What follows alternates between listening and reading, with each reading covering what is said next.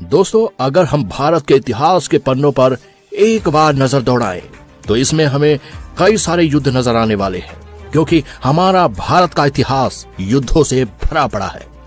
इनमें से कुछ युद्ध भारत में घुसपैठ करने वालों से लड़े गए थे, तो कुछ युद्ध अपने साम्राज्य विस्तार के लिए लड़े गए थे। इसके अलावा कुछ युद्ध ऐसे भी थे जो अपनी मातृभूमि की रक्षा के लिए लड़े गए थे।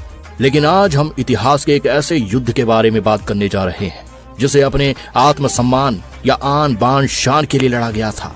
जी हाँ, हम बात कर रहे हैं राजपूत और मुगल बादशाह के बीच लड़े गए भयंकर युद्ध हल्दी घाटी के बारे में। यह युद्ध 16वीं सदी से भी पहले लड़ा गया था।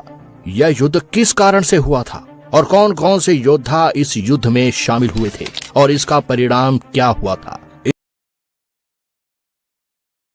लोग अपने बच्चों को कीका कहकर पुकारा करते थे, इसीलिए महाराणा प्रताप को भी वे लोग कीका ही पुकारा करते थे।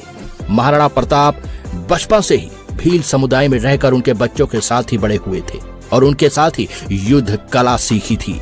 धीरे धीरे बड़े होकर कीका अब महाराणा प्रताप के रूप में पहचाने जाने लगे थे।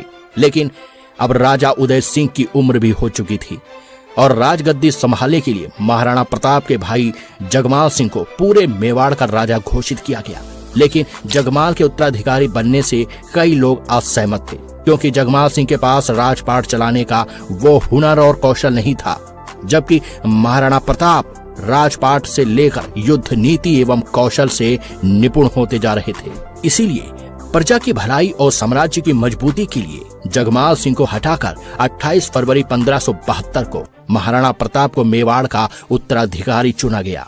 आपको बता दें कि उस समय महाराणा प्रताप की उम्र 32 साल थी। ये वो दौर था जिस समय पूरे भारत में से ज्यादातर हिस्से मुगल सम्राट के अधीन होते जा रहे थे और उस समय मुगलों की बागडोर बादशाह अकबर के हाथों में थी। अकबर की अब एक सवाल यहाँ पर उठ सकता है कि आखिर मेवाड़ में वो क्या खास बात थी जिसकी वजह से अकबर इसे अपने रियासत में शामिल करने के लिए एड़ी चोटी का जोर दे रहा था। चलिए इसे भी जान लेते हैं। इसके पीछे दो प्रमुख कारण थे। पहला ये था कि अकबर जानता था कि पूरे भारत में अपना साम्राज्य स्थापित करने के लिए उसे अपनी रियासत के साथ साथ सैन्य शक्ति को भी मजबूत बनाना होगा, और उस समय जितने भी राजपूत साम्राज्य थे वे सभी अकबर के आड़े आ रहे थे। इसीलिए अकबर ने सबसे पहले राजपूतों के रियासतों को अपने अधीन करना शुरू कर दिया।